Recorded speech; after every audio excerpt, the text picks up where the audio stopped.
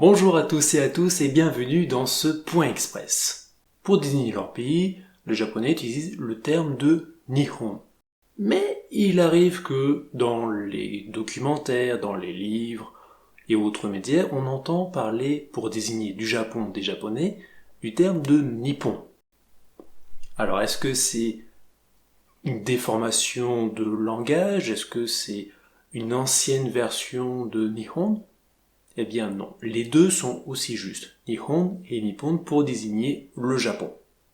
Le Japon est effectivement un des rares pays qui a deux manières de se désigner, à savoir donc Nihon et Nippon.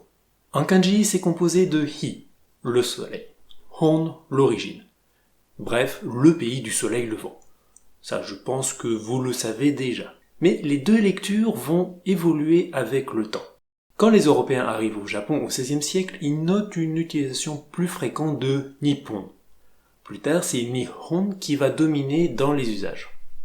Et puis, dans les années 30-40, avec le militarisme japonais, Nippon redevient à la mode. C'est même imposé par le ministère de l'Éducation en 1933. Nippon prend alors une connotation un peu plus militaire, plus patriotique. Aujourd'hui, les nostalgiques de l'époque ou ceux qui veulent donner une identité plus martiale vont utiliser Nippon. Aussi, il y a un côté plus officiel, comme lors des événements sportifs, sur des documentaires administratifs, le nom des boîtes, etc. Par exemple, pour désigner la constitution japonaise, on va dire Nippon, Koku, Kenpo. Pour supporter le Japon lors des matchs, on va dire Ganbatte, Nippon. Petit cas d'exception avec un cas double, c'est pour désigner la nation japonaise. Nippon Koku ou Nihon Koku. Et l'origine de Nippon Nihon. La Chine ancienne vers 220 de notre ère désignait le Japon par le pays des Wa, avec le caractère Wa qui signifie petit ou nabo.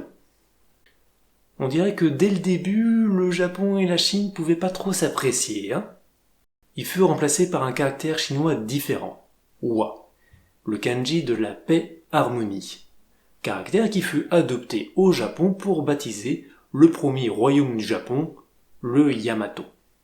Le premier royaume du Japon qui utilisait le terme de Yamato pour se désigner à la fois son territoire mais aussi la période, de 220 de notre ère jusqu'en 672. Mais alors, d'où vient le pays du soleil levant?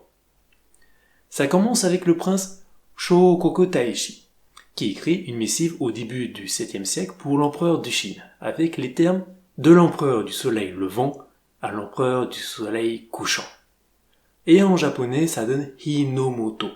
On qualifie donc le Japon par rapport à la Chine qui était le centre du monde, le centre culturel à l'époque. Donc on se qualifie par rapport à la Chine et en même temps on en profite pour bomber le torse pour donner une origine plus supérieure par rapport à la Chine. On y ajouta les kanji du soleil et de l'origine. La prononciation, elle va évoluer. On va garder la prononciation chinoise Onyomi, qui est donc Nihon, Nippon, à la différence de la lecture japonaise Konyomi, qui était Hinomoto. Et voilà, c'est tout pour ce point express. Merci d'avoir regardé, vous pouvez vous abonner, partager. Merci pour votre soutien et je vous dis à très bientôt. Tchuss.